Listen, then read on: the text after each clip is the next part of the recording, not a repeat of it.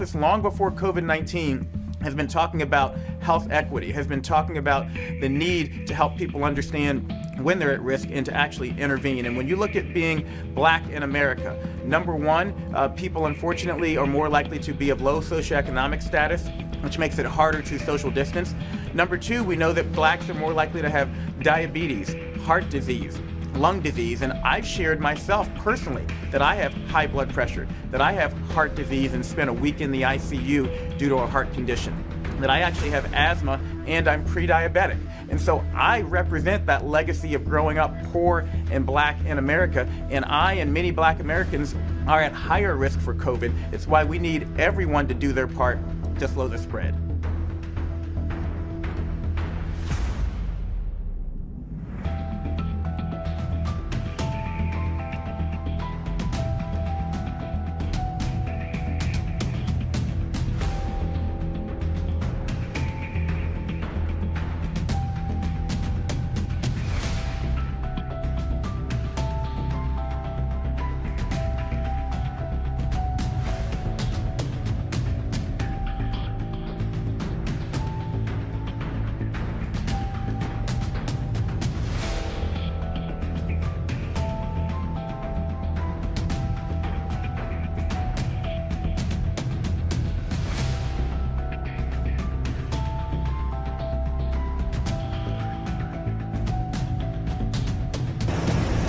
It's been said that the coronavirus doesn't discriminate, with the rich, famous and powerful among those who've fallen ill.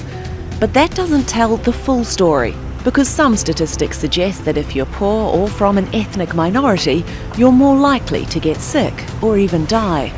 COVID-19 is killing black Americans at a higher rate than anyone else.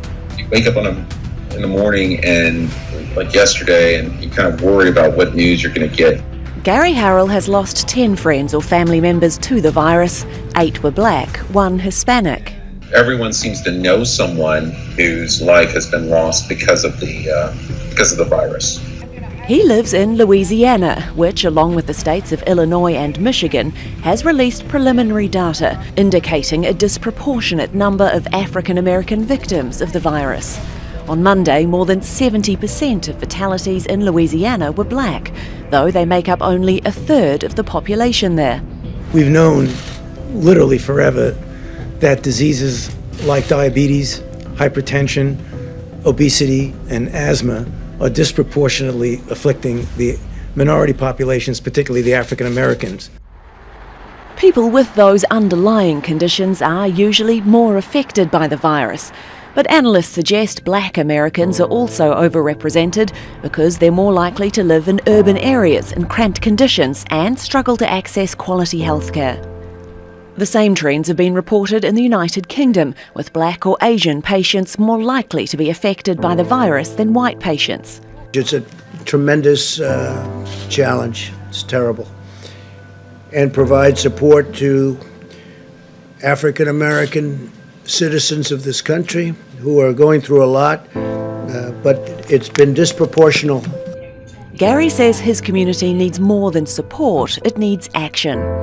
The most prudent thing for us to do to honor the memory of those who've been lost is to prepare ourselves the next time so that we can either reduce the number of lives lost and definitely remain mindful that because we weren't prepared this time, we've lost so many and we can't ever do it again. No doubt one of the many tough lessons to be learned from this pandemic. Alexia O'Brien, Al Jazeera.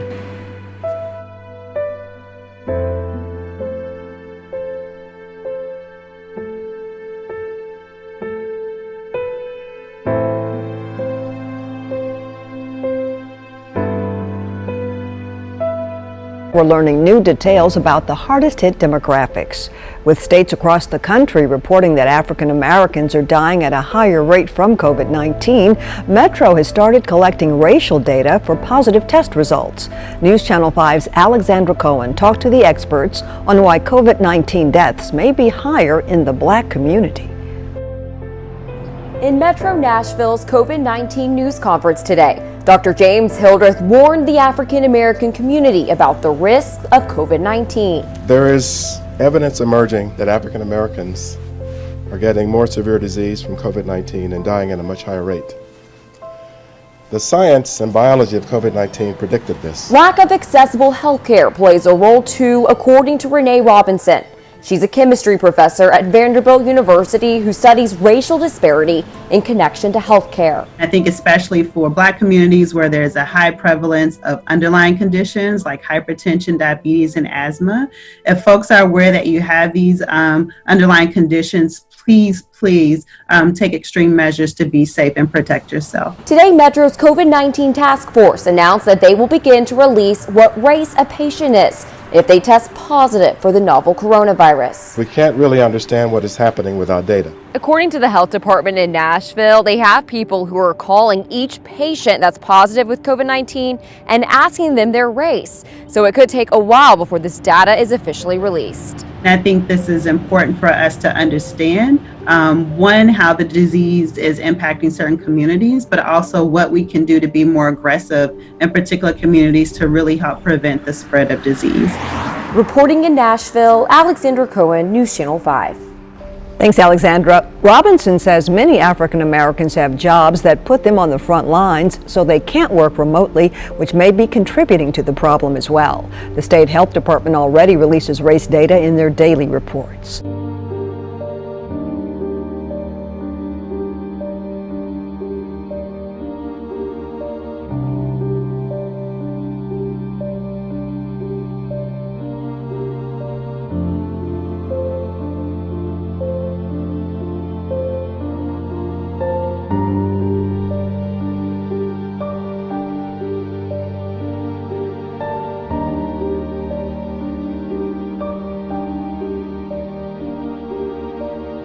Nationally, new data shows that African Americans with COVID-19 are dying at a higher rate than others here in Columbus. 2 of the 6 COVID-19 related deaths were African Americans. Our Sean Lanier has a look at some of the concerns the Columbus Health Commissioner has about the impact COVID-19 has had on the African American community. Health officials stress that this is a virus that can affect anyone at any time, but they are finding out that there are factors that are causing higher death rates in African American and minority communities. We are seeing a disparity around the country with our African Americans with COVID-19. 17% of coronavirus-related deaths in Columbus are African Americans, and that's lower than the national average. But Dr. Maishika Roberts says it's something she will keep watching closely. She points to the at-risk populations, people with diabetes, heart and lung disease, saying those diseases are more prevalent in the African American community. Some of them have to do with genetics, but a lot of them have to do with lifestyle and behavioral issues. Dr. Roberts points to issues within Black communities like access to healthy food options like fresh fruits and vegetables, saying canned and processed foods have more salt in them, and that can lead to heart disease and other health issues. Also, access to health care is another issue Black and low-income communities have faced for decades. That doesn't predispose you to these diseases, but it could mean that you're not managing the disease as best as you could. Or even knowing you had any underlying conditions. It's not surprising, knowing that African Americans are disproportionately affected by those diseases, that we see a higher percentage of African Americans that require hospitalization from COVID-19. 38% of African Americans who tested positive for COVID-19 in Columbus are hospitalized, and that's on par with the national average. She stresses hygiene and social distancing is very important in saving lives in a community where the virus seems to be more deadly. And Dr. Roberts stresses for people in these communities to call your healthcare provider if you're feeling any kind of symptoms. But if you don't have one, you can contact Columbus Public Health, and that number is on our website, NBC4i.com. Local for you in Columbus, Sean Lanier, NBC4.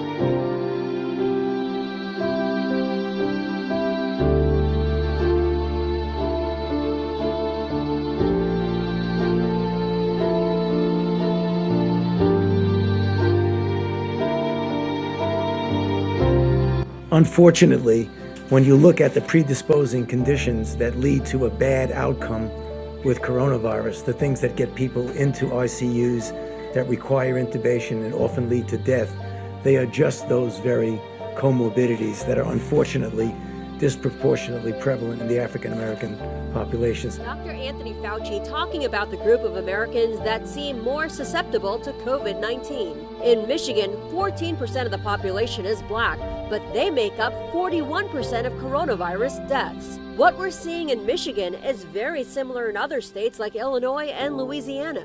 And the numbers in Detroit are alarming. The city has more cases and the number of deaths compared to any county in Michigan. In a press conference, Detroit Mayor Mike Duggan says the death toll is expected to go up this week.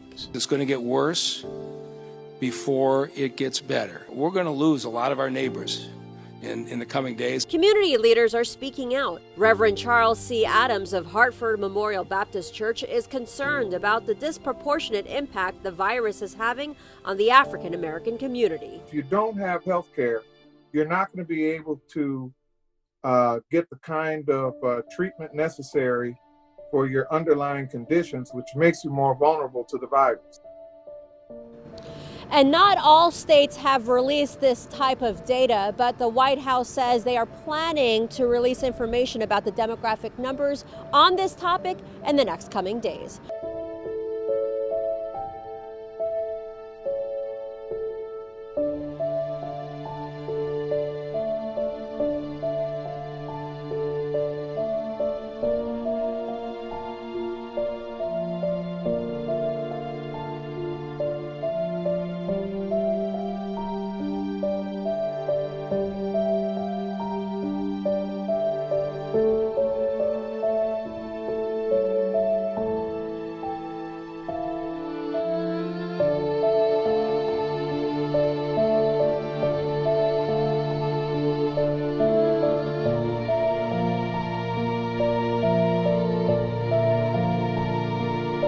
Right, and Chauncey, we have since learned that the number of deaths has gone up to 12, and actually 8 of those are African Americans. Now, the city of Houston does not track ethnicity based by the positive cases overall, but they are able to track ethnicity when it comes to fatalities concerning COVID-19. And again, 8 of the 12 fatalities are African American. We do know the underlying conditions are a huge part of that. We spoke to a UT professor to get more.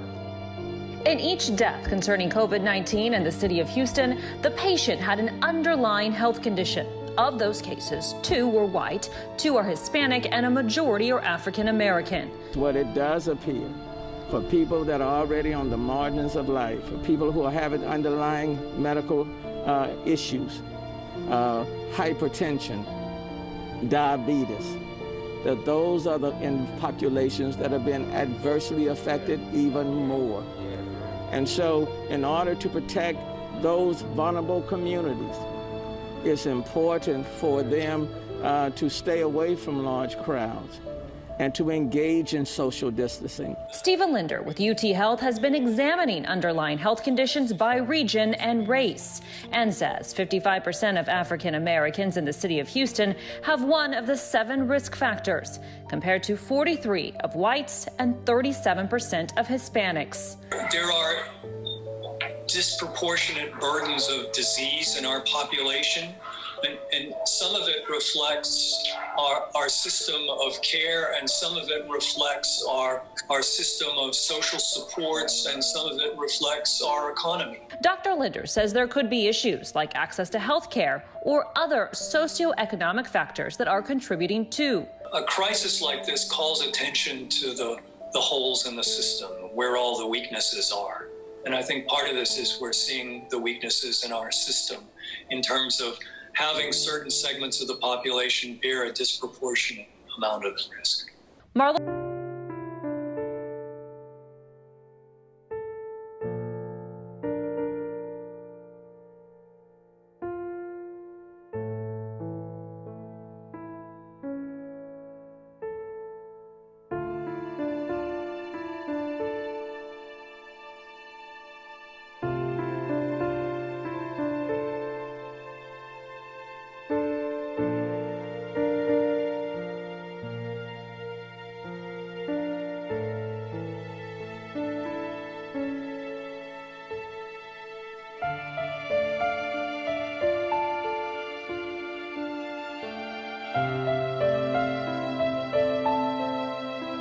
Coverage continues with Erin McPherson. As she's live outside Sinai Hospital with more on a local doctor and why that doctor says the outbreak has been hitting African Americans particularly hard. Erin. Well, this doctor here at Sinai Hospital has been researching social inequalities and how it impacts health since before the outbreak. Dr. Susan Mani is the Chief Population Health Officer at LifeBridge Health here in Baltimore. She's also part of the state's coronavirus task force. For the last 2 years, she's collected data on social disparities in African American communities to help improve health outcomes. She says inequalities like lack of resources and access to health care makes African Americans more likely to have pre-existing conditions. We're finding hypertension, obesity, and certain underlying diseases like cardiovascular disease. And it is thought that there is a greater prevalence of some of those in our African American population. This goes along with what our nation's leading infectious disease doctor said earlier this week. Dr. Anthony Fauci expressed how minorities are more at risk of dying from the coronavirus because of predisposing conditions. And on the same day as Dr. Fauci's announcement, Governor Larry Hogan directed the state's health department to include race in the breakdown of the coronavirus data. Now, Dr. Mani said that information could be as soon as tomorrow, and that's specifically for adding that race to age, county, and gender. And state and city leaders want to see zip codes included in that as well. Live from Sinai Hospital, Erin McPherson, WMAR 2 News. As COVID-19 spreads, a troubling fact is being made really clear. This virus is disproportionately hitting Black Americans. Here's Adrienne with a closer look at those numbers and the lives behind them. It keeps happening. Every time I log onto my social media account, I see friends who are grieving. They're sad about the loss of someone special in their life who died because of COVID-19. My buddy Shed lost 2 friends in a matter of days. He said what hurts most, they died alone. My friend Mashawn wrote, I kept promising to make that trip to Detroit to see you, but now it's too late.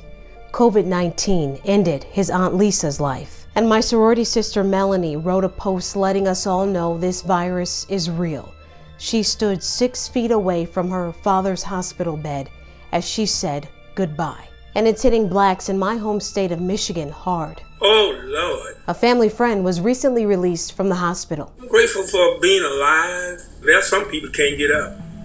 And so I'm grateful to God for the opportunity to come back again. That was Reverend Manning. I've known him since I was a little girl. Part of telling these stories about hope means getting people help. Unfortunately, some people believe Black folks can't get COVID-19 and it doesn't impact young children. That's far from the truth, and it has a lot to do with underlying conditions. Diabetes, hypertension, obesity, and asthma are disproportionately afflicting the minority populations, particularly the African Americans. Indeed, epidemics expose inequalities. If you don't believe me, look at the data. In my home state of Michigan, Black residents make up 40% of coronavirus deaths.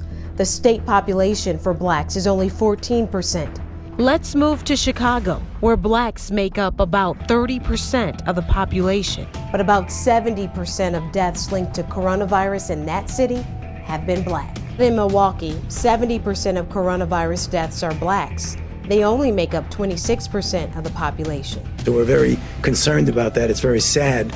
It's nothing we can do about it right now except to try and give them the best possible care. I respectfully disagree with the doctor. We must do more. Our lives depend on it. And it starts by targeting the communities at the center of this crisis. Michelle Norris also weighs in. She writes, make sure people who live in food deserts have access to what they need to keep themselves healthy and keep their homes safe. At the end of the day, if you don't want to listen to me or the healthcare workers on the front line, hear from someone who survived. This is a real issue. You don't have to check obituary. Every day. So this is very real. I'm saying to people, follow the health official directives, stay home. Absolutely. Another thing to consider, many Blacks and minorities are also working in our service industries. Some of them stock shelves at your grocery store or greet you at a fast food drive-thru. They are in direct contact with people all the time. which increases risk. Thank you, Adrian, for that report.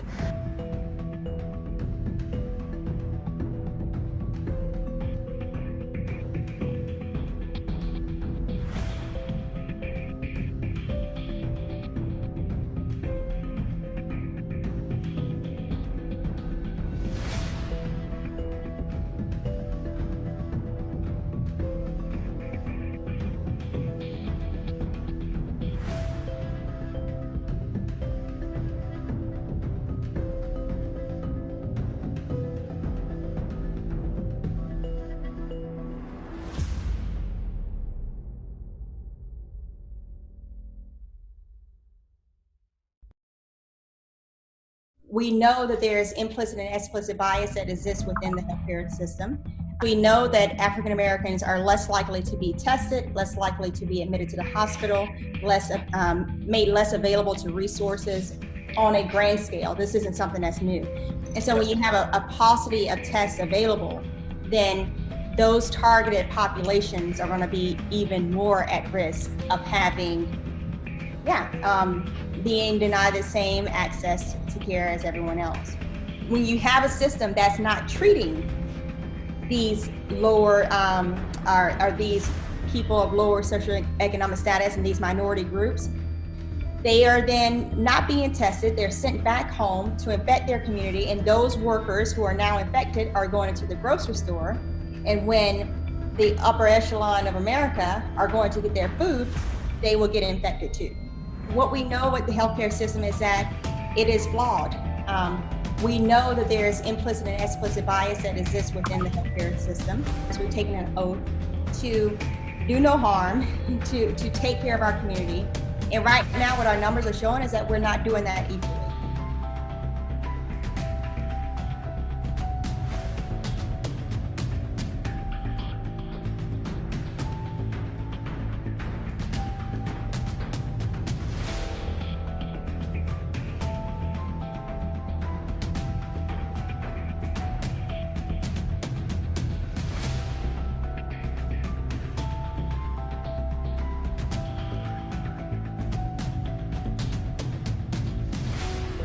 This staggering trend has not only caught the attention of those in Louisiana, but right here in our region. Southeast Texans are closely watching what's happening in Louisiana. It's close. I mean, it's just across the street, basically. The closer it hits the home, the closer they'll understand it is real. The Bayou State has more than 16,000 COVID-19 cases and at least 500 deaths, the majority of them African Americans. There's slightly more than 70% of all the deaths in Louisiana are of African Americans. And so that deserves more attention. Governor Edwards says high blood pressure is the leading underlying medical condition they've noticed in these cases. Even before coronavirus came about, those were already risk factors for not doing well for any sort of thing. Dr. Masanti Levine, a Southeast Texas physician, admits the trend is troubling, but he believes there's more to the numbers. Everybody, in my opinion, is at risk, with or without high blood pressure, with or without diabetes. That stuff doesn't matter. It can spread easily, it can infect anybody, and it can kill anybody. We'll never go back to living regular lives until people realize that this is real. Dr. Levine say the best advice he can give is to simply trust the science. We just have to stay at home, limit interaction, wash the paws, and don't touch that T-zone, as we say. Jefferson County Public Health Director tells me that he expects the county to release more information relating to ethnicity when it comes to COVID-19 cases here in the county in the near future. Reporting here in Beaumont, Jordan James, 12 News.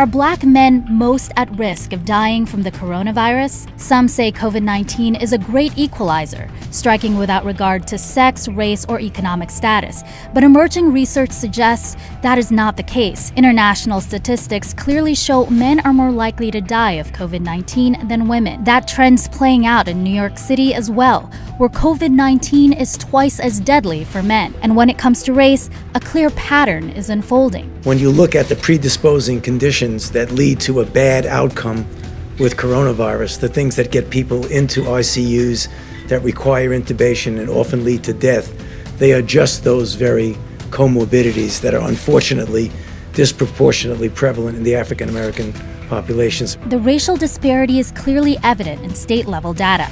In Illinois, Black Americans make up just 14% of the population, yet 42% of people who have died from the virus are Black. Similarly, in Michigan, Black people make up 14% of the population, but account for 41% of deaths. But infectious disease expert Dr. Emily Landon says the poor outcomes for African Americans may well be related to socioeconomic status rather than just race. In the United States, unfortunately, sometimes race and reduced socioeconomic status run together. And none of us like to see that. But that's a problem that we haven't been able to solve in America. So men versus women looks like it holds true everywhere. However, when it comes to the African American or Black population, there are a lot of different things that could be at play here. And for years and years and years, some of our African American or Black population has been underserved and unable to access care. Connor Maxwell focuses on race and ethnicity at Center for American Progress. He says existing inequalities around all kinds of social circumstances have been highlighted by the pandemic. It's an issue with structural racism in general. So take housing, for instance. For decades, the federal government created these programs to expand access to housing in the suburbs, but excluded Black communities and largely restricted them to densely populated urban areas. Now tens of millions of Black Americans live in segregated communities where crowded grocery stores and laundromats, public transportation are part of a normal day. They're stuck in occupations that are public-facing, where there's much less flexibility to work from home, much less pay, fewer benefits. All of these things make social distancing more difficult and increase exposure to coronavirus. A major issue with understanding how COVID-19 impacts different communities is that national statistics don't include demographic information beyond age and sex. Medical experts say a national statistic would be useful so we can appropriately address the needs of hard-hit communities. We need to provide a little extra help for people in communities where they're more vulnerable. And that means older people, people in nursing homes, people in congregate living facilities. And now I think it's obvious that some of our more underserved populations are Black Americans, African Americans. More locally and definitely in the African American community, we have been really hit hard. And I just know two people who are right around my age who have been hospitalized and have made it through some tough periods. And while researchers are still having to rely on anecdotal evidence and data from states that document the race of COVID-19 victims, the apparent dangers to the African American community in particular are already clear enough to raise the alarm. Kat Sandoval, Newsy, Chicago.